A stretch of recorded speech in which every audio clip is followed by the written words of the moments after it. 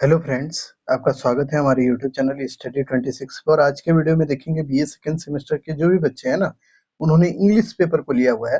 तो English paper में आप देखिए द बुक ऑफ जॉब आपको पढ़ना होता है, जो एमडीसी एमआईसी लिए होंगे और एमजेसी तीनों को ही पढ़ना है। ठीक है, सिमिलर है तीनों के लिए, क्योंकि आपके क्वेश्चन यहाँ से बनेंगे, इसीलिए आप इसको जरूर पढ़िएगा। ठीक है, तो बुक ऑफ जॉब के बारे में समझना हम लोग को कि आखिर बुक ऑफ जॉब में है क्या, ये क्या है नहीं है, उन तमाम चीजों के ऊपर चर्चा करेंगे। इसके कैरेक्टर के बारे में बताते हुए चलेंगे कि वो कैरेक्टर कौन है जिसके ऊपर ये किताब लिखी गई है। तो चलिए शुरू करते हैं बिना विलंब के चीजों को। और नए होंगे तो चैनल को सब्सक्राइब कर सकते हैं आप, लाइक कर दीजिएगा और कमेंट बॉक्स में कमेंट जरूर कीजिएगा। तो चलिए पहले देखिए इसकी कहानी को पूरा हम समझा देते हैं। एक देखिए व्यक्ति होता है जॉब, नाम ही है उसका जॉब। ठीक है, तो वो व्यक्ति जो है ना, अब देखिए हिंदी में आप समझ जाइएगा, इंग्लिश में आपको पढ़ के समझा देंगे तो बात खत्म हो जाएगा। ठीक है, इसीलिए आप समझिएगा। तो जॉब जो व्यक्ति है ना, ये बड़ा ही मतलब एक तरह से कहिए धनी व्यक्ति होता है, उसके पास पैसा धन वगैरह सारा चीज अच्छा खासा होता है। तो इस वजह से क्या होता है ना कि उसके पास जब धन दौलत सारी चीजें हैं, तो उसके बारे में ये कहा जाता है ना कि वो बड़ा ही ईमानदार भी होता है, ईश्वर पे आस्था उसकी होती है, वो ईश्वर की पूजा उपासना करते रहता है। एक बार क्या होता है कि ईश्वर जो है वो उसकी मतलब बड़ी गुणगान करते हैं, किसके पास, शैतान के पास। शैतान आ जाता है, यानी वही राक्षस या दैत्य जिसको बोलते हैं, वो आ जाता है ईश्वर के पास और उसके पास बोलते हैं देखो ये जो है ना, ये जो जॉब है, ये बड़ा ही अच्छा इंसान है, ईमानदार इंसान है। तब वो शैतान बोलता है कि देखिए सर ऐसा कुछ नहीं है, आप जो सोच रहे हैं कि आपकी पूजा उपासना करता है वो इसलिए करता है ना क्योंकि आपने उसको सब कुछ दे रखा है। तो ये शैतान बोलता है किसको, भगवान को। तो भगवान बोलते हैं नहीं ऐसा कुछ नहीं है। तो बोलता है कि नहीं आपको हो रहा है विश्वास, तो एक काम कीजिए, हमको ये एक तरह से पावर दीजिए कि हम उसके सभी संपत्ति को खत्म कर दें। तो देखिएगा वो आपके ऊपर विश्वास नहीं रखेगा। तो ईश्वर बोलते कि ठीक है हम तुमको ये पावर देते हैं कि तुम जाओ जॉब के जो भी संपत्ति हैं, उसके बच्चे हैं, उसकी बेटियां हैं, उसको तुम मतलब खत्म कर दो। तो वो आ जाता है, उसके बाद उसकी पूरी संपत्ति को खत्म कर देता है। उसके बाद भी वो देखता है या भगवान देखते हैं कि जॉब की जो आस्था है ईश्वर पे, वो बनी रहती है और वो ईश्वर पे एकदम अटूट विश्वास रखता है या अपनी आस्था रखता है। ठीक है, उसके बाद क्या होता है ना कि फिर से वो जो है शैतान वो ईश्वर के पास जाता है और बोलता है कि देखिए आपको लग रहा है ना कि ये मतलब आपके ऊपर आस्था रखता है या आपके ऊपर विश्वास है इसलिए ये आपको पूछता है, तो ऐसा कोई बात नहीं है। इसमें सबसे बड़ी बात ये है कि जब तक इंसान को उसके देह में यानी उसके शरीर में किसी तरह की यातनाएं नहीं दी जाएगी, तब तक वो ईश्वर पर विश्वास रखता है। लेकिन जब उसको शारीरिक कष्ट दिया जाता है, तभी वो ईश्वर से अपनी जो मोह माया है वो खत्म करता है। तो ईश्वर बोलते हैं ठीक है, तुमको यह भी देते हैं, तुम यह भी प्रयोग कर लो कि उसको मतलब किसी भी तरह का कष्ट दो, लेकिन उसको जान से मत मारना। यानी कि वो राक्षस को बोल देते कौन, ईश्वर है। और वो बोलते कि जॉब को जाके तुम जो है ना जो भी करना है कर दो, उसके शरीर में कुछ भी कर सकते हो, लेकिन उसको मार नहीं देना खाली। ठीक है, तो वो आता है और उसके बाद फिर से जॉब के शरीर में पूरा का पूरा फोड़ा हो जाता है, उसको बहुत तरह की तकलीफ होने लगती है। ठीक है, इसी क्रम में क्या होता है ना कि जॉब की जो पत्नी है वो बोलती है इनको, किसको, जॉब को, कि तुम जो ईश्वर पर मतलब देखिए इतना कष्ट में व्यक्ति है तब भी वो ईश्वर पर अटूट विश्वास रखता है। तो उसकी पत्नी बोलेगी डायरेक्ट आके कि भाई तुम ईश्वर पर क्यों भरोसा रख रहे हो, जब ईश्वर होता तो तुम्हारे ये जो शरीर में दिक्कतें हैं वो थोड़ी होती। तो वो जॉब बोलता है कि देखो तुम ये सब नहीं समझोगी, ये ईश्वर है और ईश्वर हमारे सुख दुख सब में हमारे साथ होता है। इसीलिए वो फिर से मतलब ईश्वर की उपासना करने लगता है। इसी बीच में उसके 3 दोस्त आते हैं, जॉब के 3 दोस्त, वो उसके हाल चाल को जानने के लिए आते हैं। ठीक है, और वो मतलब हाल चाल जानने के बाद वो उसके ऊपर एक तरह से व्यंग कस के चल जाता है। ठीक है, उसके बाद क्या होता है कि फिर देखिएगा जॉब की आस्था जो होती है वो ईश्वर पे तो होती है, लेकिन वो अब अपने आप को इनोसेंट दिखाने का प्रयास करने लगता है। यानी कि ईश्वर को ये बताने का प्रयास करता है कि हम देखिए हम आपके ऊपर ट्रस्ट करते हैं, आपके ऊपर इस विश्वास करते हैं, और लोग को लगता है कि हम नहीं करते या हमने कुछ गलत काम किया है। जो उसके दोस्त बता देते हैं कि तुमने कुछ गलत किया होगा इसीलिए भगवान तुमको इस तरह का यातना दे रहा है, लेकिन वो अपने आप को सही साबित करने का प्रयास करता है। देखिए वो बहुत ज्यादा रिच होने के बावजूद वो बड़ा जमीन से जुड़ा हुआ इंसान होता है, कौन, जॉब। वो गलत कार्य कभी नहीं करना चाहता, वो चाहता है कि हम किसी भी तरह का कोई भी गलत काम ना करें। ठीक है, तो ये उसकी भावना रहती है और इसीलिए ईश्वर उसको पसंद भी करते हैं। फिर क्या होता है ना कि उसको ईश्वर के बारे में ये समझ में आता है कि भाई देखो ईश्वर अगर होता यानी वो समझने लगता है ये ना कि ईश्वर तो है, लेकिन वो मतलब जो हमारे साथ यातनाएं हो रही है या लोग जो हमारे बारे में कहते हैं या लोग इस तरह की जो कार्य करते हैं किसी को भी मतलब किसी तरह का दंड दे देते हैं, तो ये तो गलत है ना। वो इसलिए ईश्वर की जो पावर है उसको कम आंकने लगता है। इसी बीच में भगवान को भी लगने लगता है, यानी ईश्वर को भी लगने लगता है कि अब उसके सामने हमें पहुंचना चाहिए। इसीलिए ईश्वर जो है ना वो एक तरह से तूफान के रूप में उसके पास आते हैं और कम्युनिकेट करते हैं किससे, जॉब से, और जॉब को ये बताने का प्रयास करते हैं कि पूरे जो सृष्टि है इसका निर्माण कौन किया, ईश्वर किया है, और ईश्वर के ही हाथ में सभी शक्तियां निहित है। कोई भी इंसान के पास कोई ज्यादा शक्ति नहीं है। जब तक ईश्वर चाहेगा तब तक वह जीवित रहेगा। जिस दिन ईश्वर को हो जाएगा कि नहीं इसको अब नहीं रहना चाहिए, तो वो उसकी हत्या, मतलब वो उसका जीवन अंत वही हो जाएगा। ठीक है, तो उसके बाद जॉब समझ जाता है कि हाँ ईश्वर की शक्ति बहुत ज्यादा है। वो इस बात को समझ जाता है किससे, ईश्वर के थ्रू। उसके बाद वो ईश्वर पर अपना जो विश्वास है, यानी कि ईश्वर के ऊपर जो पूजा उपासना वो करता है, वो करता रहता है। उसके बाद देखिएगा 210 साल की उम्र में उसकी डेथ हो जाती है। यही पूरा इस नॉवेल का समरी है। ठीक है, इसमें कुछ कैरेक्टर्स हैं जिसके नाम अभी हम बताएंगे, बट जो पूरा समरी है ना वो हम 5 मिनट आपका लिए, लेकिन हम आपको बता चुके हैं। इतना अगर आप ध्यान में रखिएगा, 2-3 नाम जो बताएंगे उतना याद रख लीजिएगा, तो काम खत्म। इसके अलावा आपको कुछ याद रखने की जरूरत भी नहीं है, पूरा समरी खत्म हो जाएगा। ठीक है, तो चलिए शुरू करते हैं बिना विलंब किए। देखिए, the book of Job is book of Hebrew Bible, यानी ये एक नॉवेल के रूप में है। ठीक है, this story begin with a man, जिसका नाम एक, मतलब एक, ये जो स्टोरी है, यानी द बुक ऑफ जॉब की स्टोरी जो शुरू होती है ना, वो कहाँ से होती है, एक जॉब नाम का व्यक्ति है उसी से। ठीक है, ही lived a land called use, use नामक स्थान पर ये निवास करता है। कौन भाई, तो जॉब। ठीक है, ही हैड वाइफ 7 जो सन्स हैं, उसके बाद क्या है, इसके 3 डॉटर्स हैं। ठीक है, यानी उसकी एक पत्नी होती है, जो उसके 7 बेटे होते हैं, और 3 बेटियां होती है उसके पास, किसके, जॉब के पास। ठीक है, ही owned 7,000 शिप्स एंड गोट्स, यानी 7,000 उसके पास शिप होते हैं और गोट यानी बकरियां होती है। फिर उसके बाद मेमल्स होते हैं। फिर देखिए ऑक्स होते हैं, ऑक्स का मतलब होता है, आप जान ही रहे हो, ये क्या कहते हैं, बेल वगैरह, ये सभी होते हैं उसके पास। मतलब कि आप ये समझिए वो बड़ा ही रिच इंसान होता है। वही चीजें हम यहाँ पे लिखे, तो इसको देख लीजिएगा। और उसके बाद लार्ज नंबर ऑफ सर्वेंट्स, यानी कि बहुत संख्या में उसके नौकर चाकर भी उसके पास होते हैं। But the maximum time we see that who person get rich he has got arrogant, यानी कि आप देखिएगा जिसके पास सबसे ज्यादा धन होता है ना, अधिकांशतः वो एरोगेंट टाइप का होता है, यानी उसमें घमंड होता है। लेकिन जॉब के साथ ऐसा नहीं है। जॉब जो है ना बहुत पैसा वाला होने के बावजूद वो बड़ा ही एकदम शांत स्वभाव का है, उसमें कोई एरोगेंट नहीं है। ठीक है, यही बात इसमें कहा गया है। But job was very simple, he has not arrogant, no arrogant, always tried to, he did not wrong with any person, यानी वो हर हमेशा ये कोशिश करता है किसी अन्य दूसरे इंसान के साथ कोई भी गलत काम नहीं करे। तो पहली बात ये समझिए, इसका जो कैरेक्टर है इस नॉवेल का वो जॉब है। ठीक है, JOB उसका नाम ही है। उसकी जो एक पत्नी है, उसके 7 बच्चे हैं, 7 बेटे मतलब, और 3 बेटियां हैं। उसके बाद अथाह संपत्ति है, संपत्ति का कोई अभाव नहीं है। लेकिन उसकी सबसे अच्छी बात है कि वो बड़ा सादा जीवन जीता है। वो हर एक इंसान के साथ अच्छा व्यवहार रखने का प्रयास करता है। इतना ही चीज इसमें था, इस स्लाइड में, जो कि हम अभी आपको समझाए। वन डे सैटर्न, यानी सैटर्न का मतलब हो गया ये जो है ना शैतान, जो कि ईश्वर के पास आता है, और वो मतलब ईश्वर के निकट पहुंचता है। ठीक है, God said Satan, you saw my devoted Job, यानी कि तुम देख रहे हो जॉब को, वह देखिए बहुत ही नोबल इंसान है, जेंटल पर्सन है। यानी कि ईश्वर बोलते हैं कि ये जो जॉब है ना, ये बढ़िया इंसान है, ये जेंटल इंसान है, ये गलत कार्य नहीं करता है। ठीक है, तो इसी में ये जो सैटर्न है ना वो बोलता है कि देखिए आपने उसको सब कुछ दे रखा है, इसलिए वो आपके ऊपर मतलब विश्वास पात्र है, या आपकी पूजा उपासना करता है। यही चीजें यहाँ पे लिखी है। ठीक है, बट सैटर्न मतलब आर्ग्यू करता है किससे, ईश्वर से, कि जो शैतान है वो आर्ग्यू कर जाता है ईश्वर से कि भाई देखिए आपने सब कुछ उसको दे रखा है, इसलिए वो क्या है ना आपकी पूजा उपासना करता है। लेकिन अगर उसको किसी भी चीज का अभाव होता है तो ये आपसे दूरी बना के रखता है। ये बात वो बोलता है। Satan said that God gave him permission to punish Job, वो बोलता है ना कि आप हमको ये परमिशन दीजिए कि हम जॉब को पनिश्ड करें, यानी कि उसको कुछ दंड दें, तब देखिएगा उसकी सही नीयत जो है वो उभर के आएगी।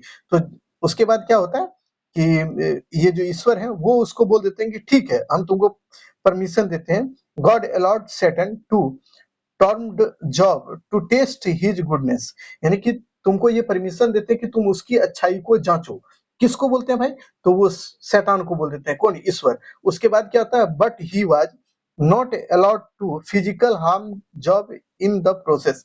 यानी कि इस बीच में वो यह भी बोल देते हैं कि देखो तुम उसको जांचोगे तो जरूर कि वो अच्छा है कि खराब है, क्या है, नहीं है, लेकिन उसको किसी भी तरह से शारीरिक कष्ट मत देना, ये बात उसको बोल देते हैं ईश्वर।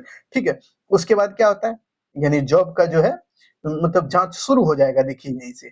Then after Satan destroyed Job's property, यानी कि जॉब के जितने भी प्रॉपर्टी थे, जितना भी धन संपत्ति था, सबको वो जो शैतान है वो खत्म कर देता है। उसके बाद क्या करता है, उसके जो 7 गो संतान थे यानी बेटा था उसको भी मार देता है। उसके बाद उसकी जो बेटी थी या फैमिली के जितने भी मेंबर्स है ना, उन सबको मार देता है। ठीक है, उसकी वाइफ खाली वो जिंदा रहती है उसके साथ, बाकी उसके सारे प्रॉपर्टी को खत्म कर देता है। कौन? शैतान। उसके बाद देखिए क्या होता है, this incident Job gets his head shaved his and sits down the ground and said, I came into his into this world empty headed and will leave empty handed.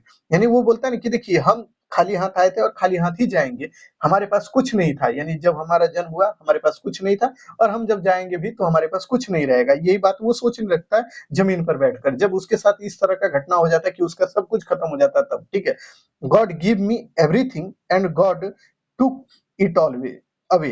यानी कि ईश्वर ने हमको सब कुछ दिया था और वही ईश्वर ने अगर ले लिया तो कोई दिक्कत नहीं है।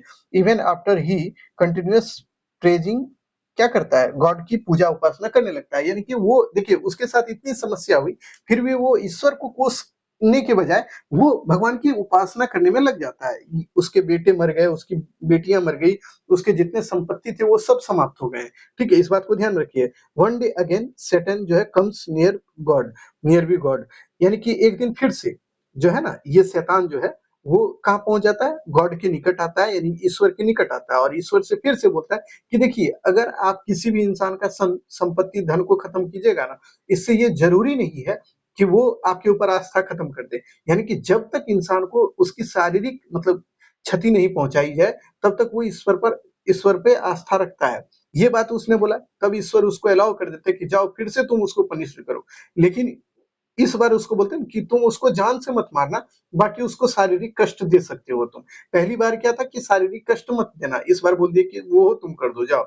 तो उसके बाद देखिए क्या होता है, God said to Satan, okay I give you this body but be careful you can not take his life after the Satan leaves from here there. यानी कि ये कहने के बाद वो सैटर्न जो है वहां से निकल जाता है। यानी कि वो जब ईश्वर उसको बोल देता है कि ठीक है तुम जाके उसके साथ कुछ भी कर सकते हो लेकिन उसको मारना नहीं, ये काम करना। उसके बाद वो सैटर्न वहां से निकलता है और फिर से वो जॉब के पास आ जाता है। वही चीजें हम लिखे हुए हैं, इसको देख लीजिएगा। ठीक है, ये स्लाइड को याद रखिएगा। उसके बाद देखिए आप सैटर्न डज, एक मिनट रुक जाइएगा।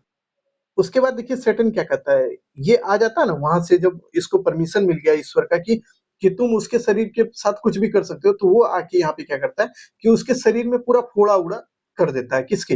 जॉब के शरीर में। जॉब को बहुत तरह की शारीरिक दिक्कतें होने लगती है। It reason Job have to tolerated pain, यानी उसको बहुत ज्यादा दिक्कतें या दर्द होने लगती है। So that job wife came and said, यानी कि तब उसकी पत्नी आती है, किसकी? जॉब की पत्नी आती है और वो कहती है will you praise God, no, तुम मतलब ईश्वर की उपासना करते हो, यानी ईश्वर की पूजा पाठ करते हो। No every God even God giving you sorrow, no condemned him. यानी कि वो बोलते हैं ना कि तुम ईश्वर की उपासना करते हो और तुम्हारे साथ ऐसा हो रहा है और ईश्वर तुम्हारे साथ कुछ नहीं कर रहा है, तुम खुद ही सोचो।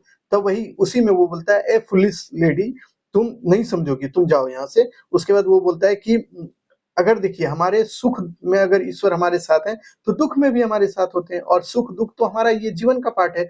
ये बात वो अपनी पत्नी को समझाते हुए बैठ जाता है। ठीक है, and he has praise God continuously, यानी और उसके बाद वो फिर से ईश्वर की उपासना करना शुरू कर देता है, यानी पूजा पाठ करना शुरू कर देता है। यानी देखिए उसको इतनी दिक्कतें हैं फिर भी वो ईश्वर की पूजा उपासना करना बंद नहीं कर रहा है, वो कर रहा है। ठीक है, व्हेन जॉब्स थ्री फ्रेंड्स, यानी उसके तीन दोस्त, यानी जॉब्स के तीन दोस्त उसके पास आते, कौन कौन?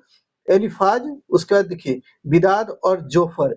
ठीक है, ये तीनों का हम कहानी बता देते हैं, यहाँ लिखा हुआ तो है ही, आप पढ़ लीजिए इसको। ये तीनों लोग आते हैं और ये तीनों इसकी मतलब इसके फ्रेंड होते हैं। वो इसकी कंडीशन देखने आते हैं कि इसके साथ क्या हो रहा है। तो उसके बाद then he came to meet him, यानी वो आके इससे मिलते हैं, इसके कंडीशन को देखते हैं और फिर इसके बाद बोलते हैं कि, और वो डाउट इसके ऊपर करते हैं, किसके ऊपर, जॉब्स के ऊपर, और जॉब्स के बारे में कहते हैं कि भाई देखिए तुम हॉनेस्ट नहीं रहे होगे, यानी तुम ईमानदार नहीं रहे हो, किसी के साथ तुमने गलत किया है, इसीलिए भगवान ने तुम्हारे साथ भी गलत किया है। ये बात वो लोग बोल देते हैं इसको। तब उसके बाद देखिए क्या होता है, jobs friends blame him, job give clarification that I did not sin, I am in innocent person, यानी कि वो बोलता है जब इसके ऊपर ये लोग एक ब्लेम लगाते हैं ना कि तुमने कुछ गलत किया होगा इसलिए तुमको ईश्वर के द्वारा ये इस तरह की यातनाएं दी जा रही है, यानी तुमको शारीरिक कष्ट दिया जा रहा है। तब जॉब बोलता है कि देखिए हम कुछ भी नहीं किए हैं गलत, हम मतलब वो क्लैरिफिकेशन अपना देना शुरू कर देता है। देन क्या होता है फिर देखिए, now job is thinking about God and human relation, यानी वो सोचने लगता है कि ईश्वर और जो मनुष्य है उसके बीच में कैसा रिलेशन है। Job wants to know that if God can do everything, then why does he allow men to do wrong, यानी वो बोलता है कि अगर ईश्वर सब कुछ कर सकता है तो क्यों इंसान को ये वो अलाउ करता है कि वो गलत कार्य करे। यानी जॉब ये सोचने लगता है फिर बैठ के, क्योंकि देखिए आपके ऊपर यातनाएं होंगी, आपके क्रिटिसिज्म कोई करेगा तो आप भी सोचने लगे हैं कि भाई देखिए ईश्वर आप इतने शक्तिशाली हैं तो आप क्यों अलाउ करते हैं किसी को भी गलत काम करने के लिए। तो उसके बाद क्या होता है, Job wants to talk with Job God, यानी वो चाहता है कि हम ईश्वर से बात करें, ठीक है। कौन, जॉब चाहने लगता है इसके बाद कि हम ईश्वर से बात करें और ईश्वर से ये बात जाने। उसके बाद क्या होता है कि गॉड जो है ना वह भी चाहते हैं कि अब इसको बताना चाहिए कि भाई देखिए ईश्वर का पावर क्या है। उसके बाद वो क्या होता है, इसके साथ जब आते हैं ना तो इसी बीच में एक इसके दोस्त आ जाता है, कौन, इलू नाम करके एक दोस्त है, किसका, जॉब का। वो आता है, वो बोलता है कि देखो तुम ये सब उलूल-जुलूल बात मत सोचो कि मतलब तुमने कुछ गलत किया है या अच्छा किया है। तुम केवल और केवल ईश्वर पे ध्यान लगाओ, ईश्वर की पूजा उपासना करो। ये इल्लू जो है ये अच्छा इंसान रहता है, लेकिन देखिए एक इंसान की फितरत है कि वो कभी ना कभी शक तो आपके ऊपर भी कर लेगा, आपका कितना भी दोस्त अच्छा हो। वो भी अपने अंदर सोचने लगता है कि जॉब ने कुछ ना कुछ तो गलत किया होगा, जिसके कारण उसको पनिश भी किया गया है ईश्वर के द्वारा, ठीक है। तो वो सोचता है मन ही मन और वो चला जाता है, ठीक है। और उसके बाद देखिए क्या होता है, यही चीजें यहाँ लिखे हैं, ठीक है। अब आगे का चीज आपको समझना है और अंतिम है। बट समवेयर इवन इलू felt that job must have done something wrong, यानी वो सोचने लगता है कि कुछ ना कुछ तो गलती जॉब के द्वारा किया गया, तब तो उसको पनिश्ड किया गया। Whole punishment he is getting, ठीक है।